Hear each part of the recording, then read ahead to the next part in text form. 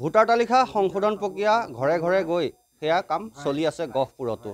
Special revision চমুকৈ এছআৰৰ কাম চলি আছে। মোৰ সহযোগীয়ে দেখাব, মই গহপুৰৰ তলতলি অঞ্চলত উপস্থিত আছোঁ আৰু যিসকল BLO অৰ্থাৎ বুথ লেভেল অফিচাৰ তেওঁলোক ঘৰে ঘৰে গৈ এই ভোটাৰ তালিকা সংশোধনী প্ৰক্ৰিয়া তেওঁলোকে কৰিছে।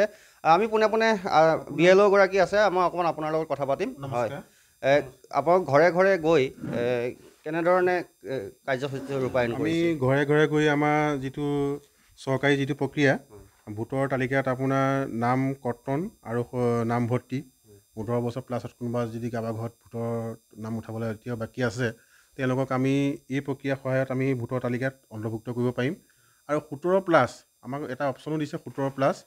তেওঁলোকো মানে এইবাৰ আহিব, কিন্তু ভোট দিবলৈ বিধানসভাৰ সময়ত যদি ভোট দিবলৈ তেওঁলোকৰ বয়স উপযুক্ত হয় তেতিয়া ভোট দিব পাৰিব। নামভৰ্তি মানে তেওঁলোকৰ নামটো ভোটৰ তালিকাত উঠিব, নহ'লে মানে তেওঁলোক মানে লিষ্টত থাকিব, ভোট দিব নোৱাৰিব। আৰু ভোট কৰ্তন যিসকল ধৰি লওক ডেড হৈ গৈছে, নাম এতিয়াও ইয়াত আছে, আমি ঘৰে ঘৰে জৰীপ কৰি পেলাই তেওঁলোকৰ নাম বিচাৰি উলিয়াইছোঁ। অলপ কষ্ট হৈছে, ঘৰত এতিয়া খেতি ছিজন যে বহুত মানুহ পথাৰত আছে, 2বাৰ 3বাৰ আহিবলগীয়া হৈছে একেজন ঘৰতে। গতিকে সেই ক্ষেত্ৰত আমাৰ অকণমান কষ্ট সন্মুখীন হ'বলগীয়া হৈছে।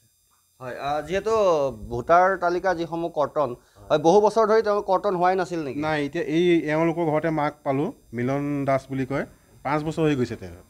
5 বছৰ তেখেতৰ নাম এতিয়ালৈকে কৰ্তন হোৱাই নাই। গতিকে আজিহে ধৰা পৰিছে যে তেখেত ডেড বুলি। সেই ক্ষেত্ৰত এতিয়া আমি এইটো আকৌ বিভাগীয়ক জনাম, কাটিবৰ কাৰণে আমি পৰামৰ্শ দিম। আপোনালোকে এদিনত কিমান ঘৰ কৰি আছে, কিমান ঘৰ কৰিব লাগে? বৰ্তমান প্ৰথমতেতো 10 ঘৰমান কৰিছিলোঁ।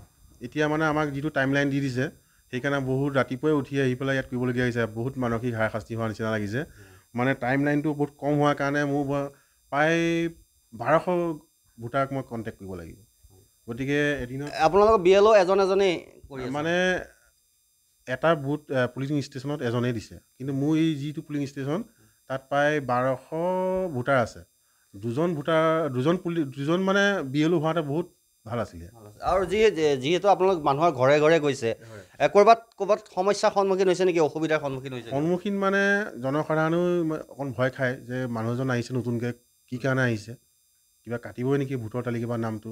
আমি তেওঁলোকক ভালকৈ বুজাই দিছোঁ যে আপোনালোকৰ কোনো অসুবিধা নহয়, আপোনালোকক আমি সহায় কাৰণে আমি আপোনাৰ কোনোবা যদি ল'ৰা বা সন্তান বা আছে ভোটৰ তালিকাত নাম উঠাবৰ কাৰণে তেওঁলোকক আমি ফৰ্ম দিছোঁ, তেওঁলোকৰ নাম উঠাই দিছোঁ আৰু ভালদৰে বুজাই দিছোঁ।